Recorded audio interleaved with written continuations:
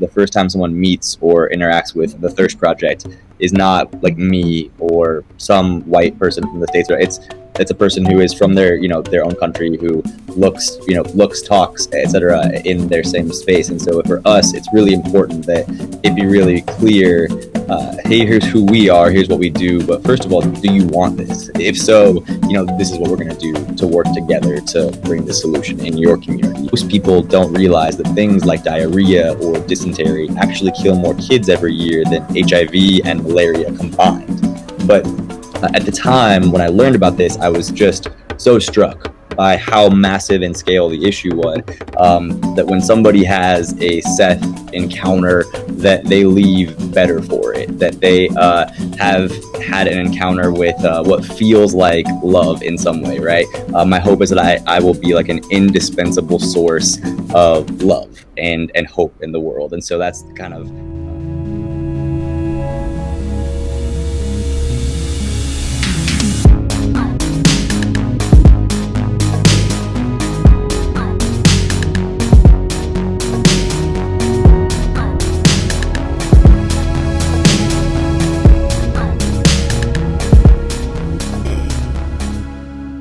Welcome back to the Creekcast, everybody. Today we have another very special guest.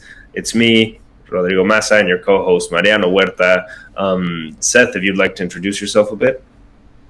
Hey, my name is Seth Maxwell. I'm the founder and CEO of the Thirst Project and Legacy Youth Leadership. Yeah, well, welcome here to the Creekcast. We are really excited to have you in, and we're even more excited to see your takes on a few questions that we're going to be discussing right after this really small ad break, just to get that out of the way and get straight to the meat. So see you back after the ad break in now. Boom, it's your boy, quick ad break. This is specific to YouTube. So if you're watching, feel special, baby. You know the drill, the Creekcast, quick little ad break. You should all know by this point about Surfshark. You hear it everywhere. The VPNs, they're amazing, right? But Surfshark, that's number one, baby. That's number one. VPN takes you anywhere you want. Any device you want, boom. Surfshark does that for you. If you want to watch Netflix US, boom, there you go. If you want to watch Netflix Canada, boom, there you go. If you want to watch Netflix Netherlands, boom, there you go. You can be all over the place, all over the world with Surfshark. So there you go. I mean, those are the basics of the VPN, but this one's special. It keeps your data safe. It keeps your personal information intact. You got a great service because the speed don't get no slower. And a lot of them VPNs, they do make them slower. So, we're moving fast. This is on the spot, quick little ad break, and that's really all you need to know. Check out the link in the description. Obviously, we're all doing this for free. There's no money coming out from us. We don't have the money. So if you could help, either the product or donations will come out of it. It's about an 80% discount. Please go and help out. Surfshark, the number one VPN. On with the content. Enjoy, please. Welcome back from that little ad break. As you already know, we're gonna get straight into it. So yeah, starting off to kind of get a bit of insight on how you perceive yourself. Just how would you describe yourself as a person?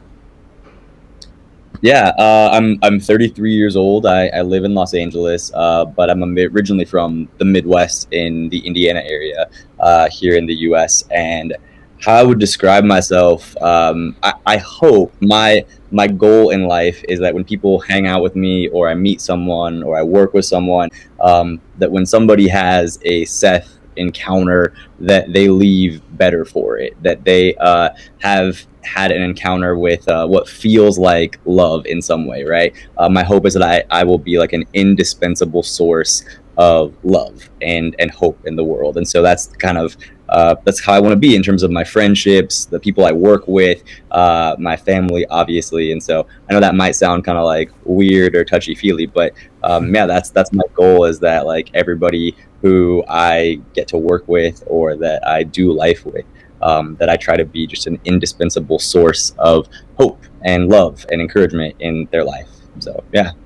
Yeah, I wouldn't say it's touchy-feely and stuff. It's just, I think what everyone should strive for, to leave an impact on the people that you interact with, because at the end of the day, that's the only thing that will survive of us. Like once we're dead, our interactions with others are the thing that's going to outlive us. So I think thinking of love while interacting with others is a pretty good way to see life in general. Yeah. Yeah, I mean, I think it's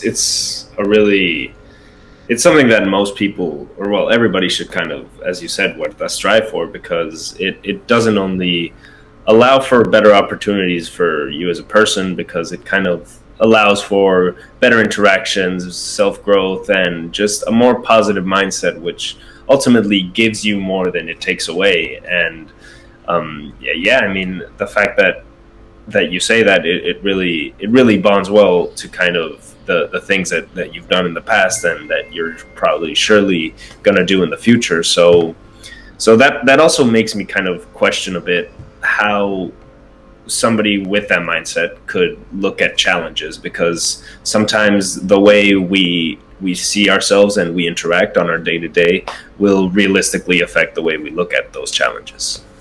Yeah, absolutely. And so I know that it kind of sounds like a weird inspirational poster, but I really do try to view challenges as opportunities. And right, like everybody has problems, everybody has challenges, no matter what you're doing, whether it's in your personal life or at work, or if you yourself are a leader trying to build something. Everybody encounters problems, and nobody likes problems. Like, I don't know anybody who's like, oh yay, like if you're sitting in a room with someone, and whether that's a meeting or with a friend, and somebody says, hey, we got a problem, usually you don't get excited. Usually it's like, oh man, like you get a little stressed, like your heart starts beating. And so what I try to do in those moments, and the way I try to view challenges, is to like stop and think about the things that I can control, right? Like I can't control what happens to me. I can't control what the problems are, right? And it could be bad, or sometimes it could be good problems, right? It's like, oh man, we can't hire people fast enough, or we've grown too quickly, or whatever that looks like, right? Those are still problems. But for me, what I want to do when I encounter those challenges is like sit and go, okay, I can't control that this thing broke or that this issue happened, but I can control how I react to it. And so rather than allowing it to control me, I want to say like, okay, let's pause, stop for a minute, think logically about this. Things happen, right? Things break, or people who maybe said they were able to support something that we were doing, or were able to give to something, maybe something changed in their life and they're no longer able to do so. And so like that happens, right? Like things change. And so in that moment, stop, taking all of my thoughts that might be really stressed and anxious, and go, all right, what can I control? How can I respond to this? This is why we plan ahead and we, budget to make sure that we have more people supporting something than we actually need. Or this is why we, have people in place that we can call to help fix things when they break, or those kind of things. Yeah. And so for me, I really try to not only view those as how do I respond to these in a way that doesn't let them control me, but then also how do I see the opportunities in them? I think last year in COVID, the whole world, there wasn't one person whose life wasn't disrupted dramatically, and one person for whom the world wasn't just totally shaken up. And so it would be easy, and I think totally understandable, for all of us to sit in that and go, oh man, I'm just paralyzed by these problems. But I think the people who got through COVID really well, the ones who were able to identify opportunities and say, okay, things can't happen the way they used to. How can they happen? How can I step into this gap and fill needs in a way that they've never been filled before, create something that's never been done before, in a way that helps people, provides opportunities. And so I think it's, I really do try in those moments when something comes up that's bad, to view it as much as I can as an opportunity, or if not an opportunity, at least to try to think logically through it and not let it be something that controls me. Yeah, I mean, that's really, I mean, it bonds perfectly with how you kind of describe your personality and a little bit of what you try to do on a day-to-day, because I think it's a great way to see it. And when you hear people who usually kind of have this role of leadership and have to deal a lot with kind of organizations and face a lot of challenges, whether it be in that professional space or not, it really is a constant that I hear a lot, which is kind of, don't let the things that you can't control get to you, because those things end up just pushing you down, and they don't allow you to really expand outside of the box and create and be innovative, because it just ends up taking energy away from you when you could be focusing that on more positive things. Yeah. I mean, the key is in realizing what's in your control and what's not. Because sometimes we tend to focus on things that we can't change, no matter how much effort we put into it. And that energy and effort, well, it might be a lot and you're giving your 110%. It might be better spent in other areas instead of just trying to focus on something that at the end of the day doesn't really matter. If you can't control it, then it's not worth expending so much energy into. Yeah. So the key is into realizing what is it and what you can't control and what you can't. Yeah, absolutely. Yeah, and I mean, that also kind of breeds a question. Well, we were curious to if you can answer this during the kind of this question as well, which between how did the Thirst Project come to life, which, I mean, the fact that you look into solutions so vividly, like you're always trying to find the solution, as like you mentioned it in the first two questions, where you're trying to find it whether a challenge comes up or whether you're just trying to put a positive outlet into the world on your day-to-day. So how did the Thirst Project really come to life? Yeah. So I was 19, living in Los Angeles when I first learned about the global water crisis. And by that, I mean that I learned that there were people in different communities all across the planet who just simply didn't have access to basic, safe, clean drinking water. And so, like, at that point, this is about 12, 13 years ago, it used to be that about 1.1 billion people in the world just didn't have access to basic, safe, clean drinking water. And that's not just a statistic or a big number. What that really practically means is that in developing communities all over the world, women and children will walk from their homes to whatever standing water sources are available. So rivers, ponds, swamps, and then drinking from these open, unprotected sources, which are often shared with animals that drink and defecate in the same water sources that people drink from, causes those people to get really easily preventable waterborne diseases. So most people don't realize that things like diarrhea or dysentery actually kill more kids every year than HIV and malaria combined. But at the time when I learned about this, I was just so struck by how massive in scale the issue was, and also how it really impacted anything you could care about, because it didn't just mean that people were thirsty. It meant that obviously there were huge impacts on health, but also that kids who had to spend several hours each day walking to contaminated sources to collect water, it meant that those kids couldn't go to school or get an education, or it meant that women couldn't get jobs and contribute financially to their households. So it really was this huge compound issue. And I think I considered myself a decently well-educated, 19-year-old at that point. And I just thought, man, how have we never learned about this? How have I never been taught about this? And so I just started talking to my friends around town, and I started a group that was like a club, essentially, that we were calling ourselves the Thirst Project. And I started asking my friends to help me do events around town. And, one day we went to Hollywood Boulevard and we pitched in all the money that, me and like 6 or 7 of my closest college friends had. And we bought a bunch of bottled water and started giving away water bottles for free, so that people who were passing by would say, why are you guys doing this? So that we could have conversations with them and say, did you know that at that point there were over 1 billion people who didn't have safe water? And so it gave us the chance to have meaningful conversations, and people started giving back for the water they took. So we were able to, raise about $1,700, which we gave to an organization that was building water projects. And again, at that point, that was kind of all we thought we were going to do. We didn't have plans to build an organization, but there were 2 people who met us that day that said, hey, would you guys come to our school and basically tell our friends what you told us? We want to see if we can do something similar. Mm-hmm. And so we said, sure. We went and spoke about the water crisis at these schools. And within about a month, those 2 schools had done fundraisers and raised, almost $12,000 that they sent to us, made out to the Thirst Project, which like we couldn't deposit the checks. We didn't have a bank account. There was no organization at that point. But that was when we realized that if this was what 2 schools could do, what if there were 100 schools? What if there were 1,000 schools? And we realized there was huge potential in students and young people around this issue. Really nobody was activating. And so we created the organization. And, fast forward today, we have school programs that work with hundreds of thousands of high school and college students all over the world who we educate about this issue. And then they will do walks, dances, video game tournaments, all to raise awareness and money to build water projects. And we commit to those students to give 100% of all the money they raise directly to build projects. So we have a pretty incredible group of donors led by our board who pay for all of our operations expenses. But since we started, students have helped us give over 500,000 people in 13 countries safe water for the rest of their lives. Yeah. Wow, like that's a lot of people.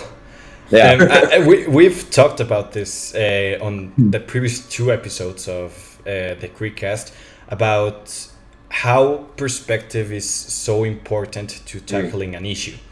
And I can clearly see it here, because some people are just seeing just environmental crisis as just that, environmental, and they don't realize the social impact that this has on communities. And when you told us about how not having a clean water is just far more than just the obvious that, oh, no clean water equals diseases, equals just more death in general, but the whole impact that it has, and trying to solve this problem not just by giving water but by trying to educate the rest of the world. I think it's a really important crux of how just good and functional types of movements work. It's not only by trying to see these movements as just purely environmental, but addressing the entire problem first.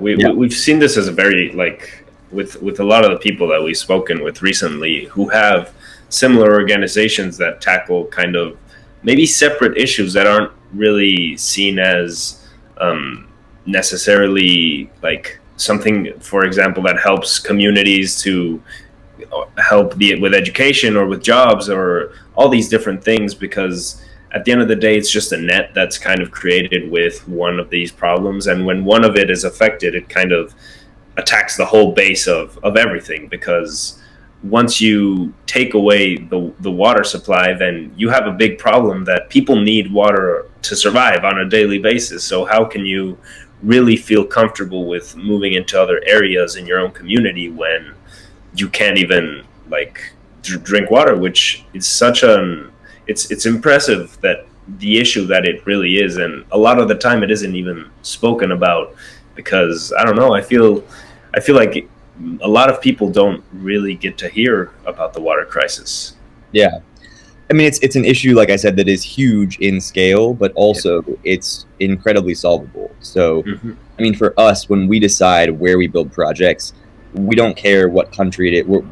We're not motivated by, oh, this is a place in Africa or Central America or something that feels exotic. The thing that determines where we build is waterborne disease rates. So thankfully, there really are no people in the United States who die from cholera, dysentery, diarrhea. It just doesn't happen. And for us, this is a human issue. And so the reality is there are human beings in communities that don't have access to this basic resource that we feel is a right. And so because of that, we work with those communities to work with them to design their own solutions and help provide support and funding for those projects to see people get safe water. But it's also really solvable. I mean, since we started, the number of people without safe water has been cut in half. So, I mean, in just a little over a decade, it's gone from 1.1 billion to just over 700 million, which is incredible. Yeah. Oh, just wanted to ask this. It just came to my mind. Do you see this problem being completely eradicated, or do people are bound to always have this problem? So I think when we talk about the problem of the water crisis, people imagine different things. So, like, there are water problems in the United States. There are communities that are water insecure, water scarce. There are actually people in parts of Appalachia or Native American reservations here in the U.S. who they don't have running water in their homes. Yeah. Now, that's very different than being made sick from drinking contaminated water, or risking life relative to cholera, etc. But I mean, there are water issues all over the world, and they're different, right? So I think this issue that we're speaking about, the idea that there are waterborne diseases that are prevalent in communities that claim significant amounts of human life, I do believe we will see the end of that issue, not just in our lifetimes. I believe in the next 20 years, this generation will push that water crisis into the history books. Now, the larger questions of how do we as a global community steward water resources, and should either different countries, states, governments, even corporations be allowed to privatize water and sell them back to the people, I think that is a much different issue that I don't know that we will see the end of that. But I do believe we will see the end of this human water crisis relative to humans dying as a result of drinking unsafe water that causes waterborne diseases. But I think humans will have another serious water crisis to combat that we see getting worse every year. I mean, I live in California. Yeah. And there are huge issues with water stewardship because of the water that we have to bring in from out of state in order to sustain the population that lives here. And that's a really big, broad questions about, is that sustainable? Can that last? What does that look like 20, 50, 100 years down the road? And I don't think we will see the end of those issues, certainly not very quickly, but I do believe this issue that we exist to deal with as an organization, we will absolutely see the end of.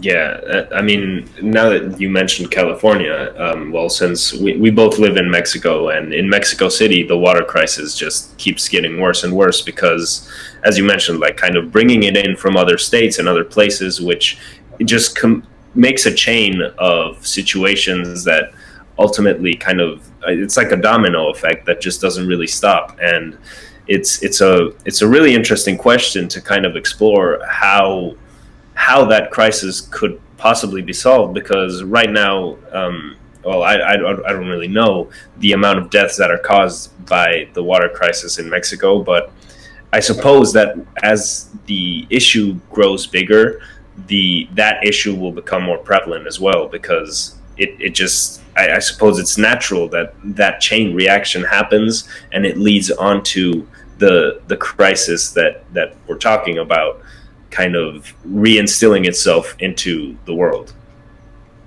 Yeah, and I mean, I think like you said, it's there's still it's water issues, but they're different water issues. One thing is knowing to separate water from waste and just getting clean water, and the other is there's not enough water to go around, not anymore either way. And it's not getting better thanks to climate change and just the whole how we extract water. So yeah, that I didn't have like a specific point with that. It's just it kind of super sucks. And I wanted to ask, how would you see the lack of water problem being solved if it ever gets solved? We're talking about not the issue that we are working on. Just a take that you have on that. Yeah, I decided a long time ago to not pretend to know things that I don't know. And so I don't know. I honestly, I don't know what that looks like. I think that there are really three significant water crises that are happening all at once right now. So the one is kind of that human water crisis, right? That is, there are people in communities around the world that are dying as a result of drinking unsafe water. That's really the space that we work in. Then there is kind of the environmental or global water crisis relative to water resources and water stewardship for everybody, which is, do we have enough water for the entire population? How are those water resources being shared, not shared, divided, and stewarded for long-term sustainability, right? That's a whole other issue. And then the bigger question beyond that is sort of the political water crisis, which impacts all of them, but it's those bigger questions of like, if water is a human right, can you deny someone water because they can't afford to pay for it, or because they live in a specific state or country that falls outside of the bounds of whoever has privatized the water there? Those are bigger questions that, admittedly, I don't know the answers to. And I think that we're not super far off. I think we're probably 15, 20 years from those being really big issues. Yeah. And admittedly, they're a space that I just don't work in.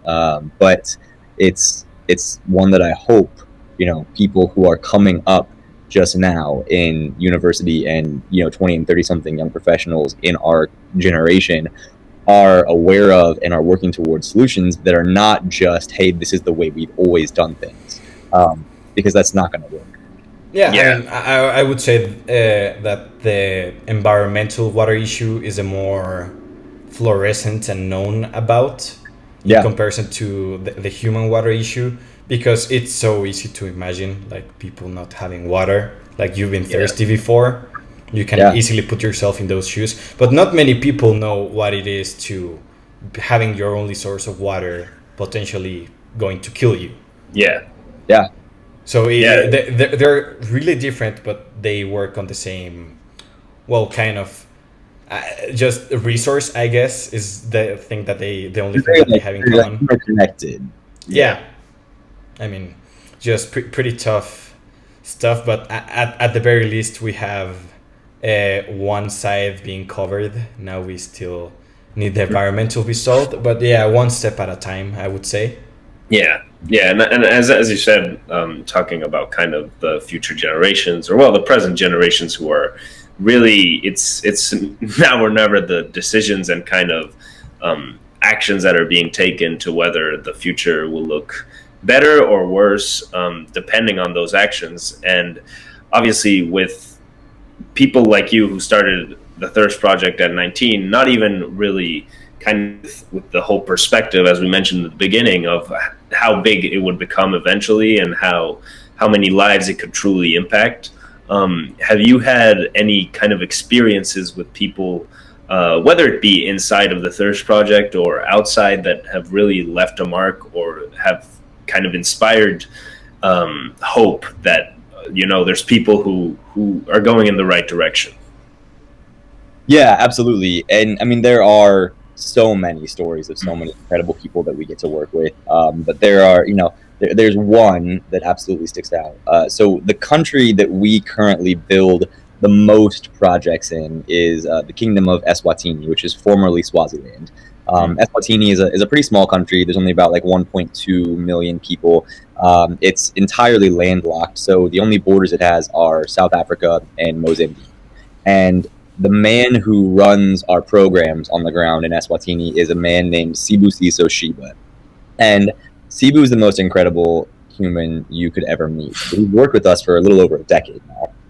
And when we first met, we sent a small team into Eswatini to spend a couple months just working with the government, figuring out where there were needs, if we could support the existing needs and plans of the local Swazi government, and then spent time in, several, like 80, 90 different communities, villages all across the country, collecting data, getting to see what the reality of the water crisis in those communities looked like, and seeing if it was feasible for us to make really significant impact in those areas. And the way that we work isn't that we send people from the US or some Western country to go into places in Africa or Central America or South America or otherwise to build projects. We work with local community people who really are the leaders designing their own solutions that we work with to make sure that our water project technical board will review those solutions and make sure that they are sustainable, make sure that the investment on our part and on the part of the communities is very equal, and making sure that those people really lead their own efforts. But what's so interesting is, so we were working with Sibu because he at the time was employed by the government in the Ministry of Natural Resources, specifically in the Rural Water Affairs Department. And so he spent weeks every day. We would drive all over the country. We would look at community after community after community. And what was so interesting was that by the end of this like weeks and weeks and weeks long trip, having seen dozens and dozens and dozens of different communities and villages that didn't have water, one day towards the end of the trip, Cebu said, "Hey, I'm going to be a little bit late, meeting you guys tomorrow morning. Is that okay?" And we were like, "Oh yeah, sure." He was like, I need to take my daughter to the hospital. And we were like, "Oh, that's crazy. Is she okay? What's going on?" And he said, "Oh yeah, like she's sick." And he started describing her symptoms. And like that's interesting. What do you think is wrong? And he's like, "Oh, we think she drank some contaminated water." And I was like, "Wait, all this time," because we would meet at his like government office in the city and like drive out into communities from the city, we kind of just assumed he lived in the city. And so I was like, "Well, wait, where do you live?" And he was like, "Oh, I live like 2 hours outside of this place in this really rural community." And I was like, "Wait, do you have safe water?" And he was like, "Oh no, like we don't have safe clean like water." And I was like, wait, like we've spent like weeks together, like driving all over this country, collecting data on these communities that we're going to work with. And you didn't like one time say, "Oh, by the way, like we don't," I was like, right, but we're going to go right now. Like, where is your community? And so that just speaks to who he is as a person. Like he would never ever try to like take something from someone else. He would never, he's just like the most humble person, but also, I mean, brilliant. The man's expertise in community development and water and sanitation and hygiene is remarkable. His tenure in that space is incredible. And so we sort of stole him from the government and hired him to come lead all our efforts. And he now leads a full-time team of 6 people who are all Swazi nationals who oversee and lead the impact that we make in their own country. But I mean, Cebu is just one example of so many incredible people that it's been, those are really rewarding moments to get to see, man, when we bring safe water into a community and we work with people that are able to see, I mean, truly lives changed forever in those areas. It's remarkable. But I mean, on the flip side, we work with students all across the world who give of themselves, doing incredible selfless things, giving up their birthdays, and asking people to donate instead of giving them gifts, or running marathons or doing walks or dances to try to raise awareness and money for clean water. And so, I mean, we've seen people do incredible, remarkable, selfless things, and so it's all super inspiring. Yeah, I mean that's a amazing story. I mean, it really kind of also kind of gives us a perspective of communities like those.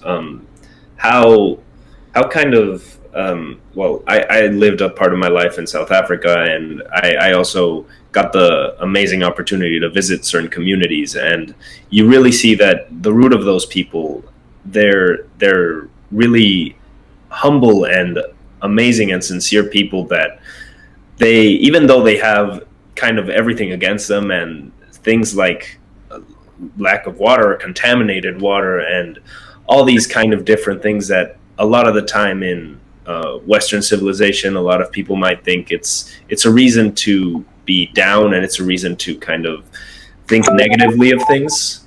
But at the end of the day, they are people who, by the usual, will see it as well, this is life, and we gotta take in what we really have, which is kind of that human connection. And yeah, I just have to kind of applaud that. Also, you mentioned how the organization doesn't really like just send people over and try to fix the issue, because nobody knows the problem better than the people who live it and who are really in that situation. So I think it leaves a really nice mark, and kind of a nice tone to start wrapping up the episode of how it's not necessarily just send people over and be the kind of white savior, which we hear a lot in the world, and really lead a sustainable kind of project that leads for a constant span of the whole time of the community. So yeah. I mean, the first interaction anybody in a community has, the first time someone meets or interacts with the Thirst Project, is not like me or some white person from the States. It's a person who is from their own country, who looks, talks, etc., in their same space. And so for us, it's really important that it be really clear hey, here's who we are, here's what we do, but first of all, do you want this? If so, this is what we're going to do to work together to bring the solution in your community. Yeah, I mean, just chime in. I think people that get this wrong so often, they try to do activism and not listen to the people they're trying to help. And it's just a downward spiral. Just trying to humble yourself and be like, okay, I am no hero. I'm just here to try to help other people. And I think that's a very noble thing to do, is just keep yourself in the mindset of I'm helping these people help me, like we're helping each other, and not I'm going to save these people because I'm so great and noble. So yeah, it's a really nice change of pace to hear this. Yeah, 100%. And so I mean, we know you're busy, and we're gonna start kind of closing it up with the big three, which are the three main questions we usually ask every guest. Starting off with you mentioned that there's a bunch of inspiring people, but kind of who is your biggest inspiration in whether it be your professional or personal life that has really kind of pushed you to the person you are today? Yeah. Again, this may seem super cheesy, but the most honest answer is absolutely my mom. And so, I mean, my mom had me as essentially a single parent when she was the day before she turned 18.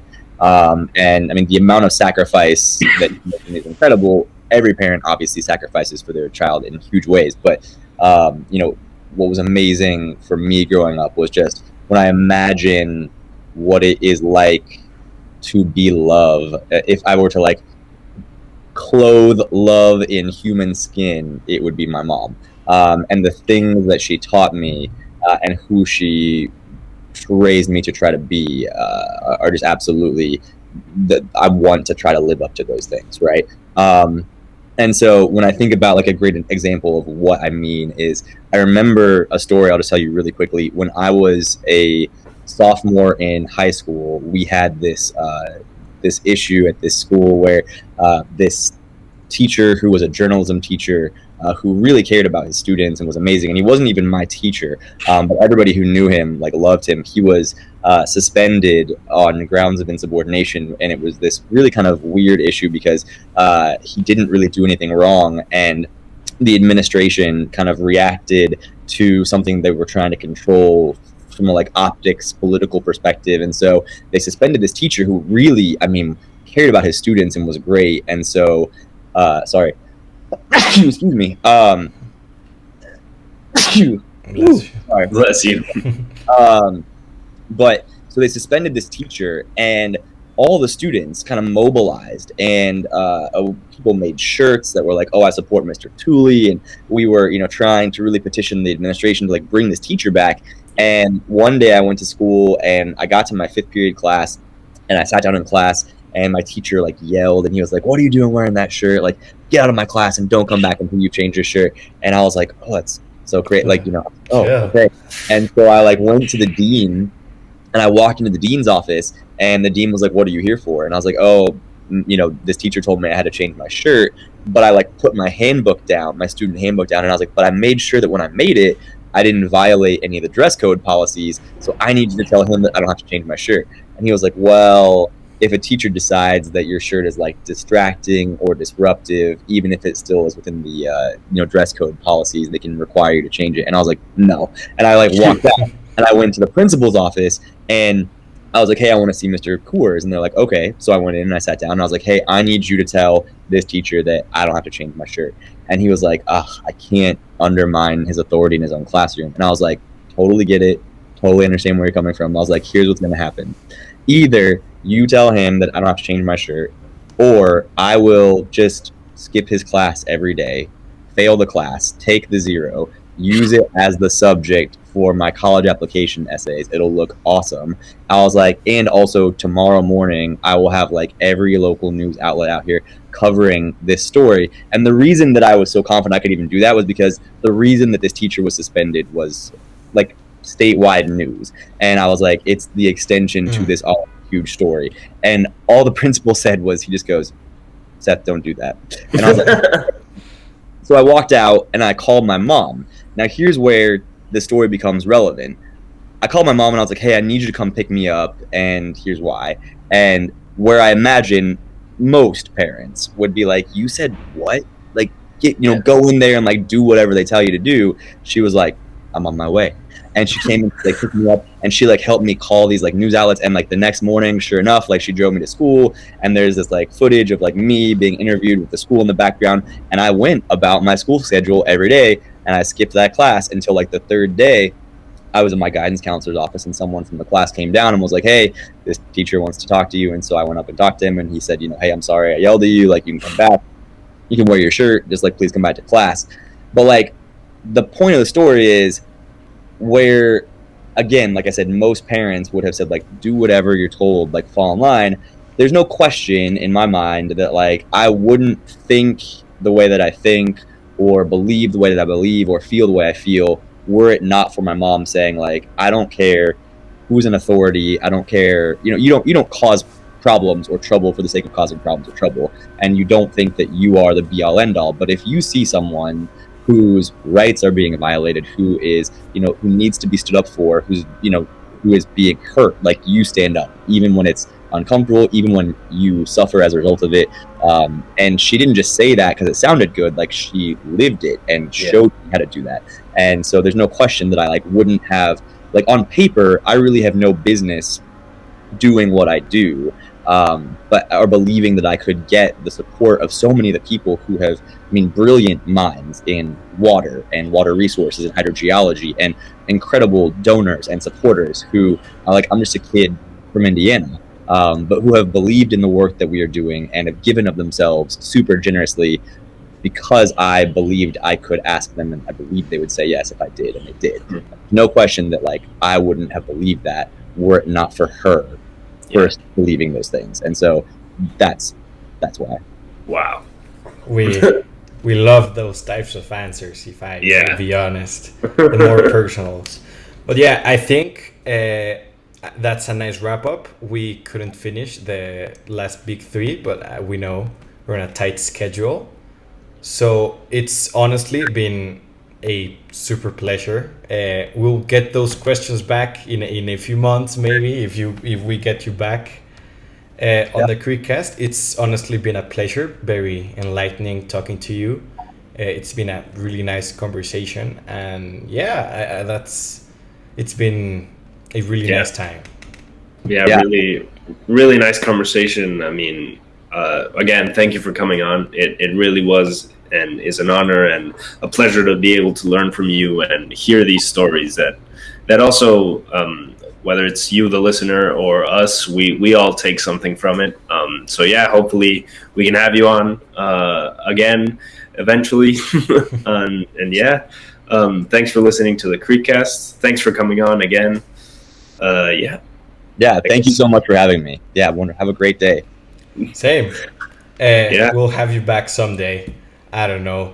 Dear listener, I hope that you enjoyed this episode. It's been quite a ride. Here's our Instagram, our YouTube, and our Twitter for you to follow us on. Also, follow all organizations linked in the Spotify and our Instagram. We'll get you on that.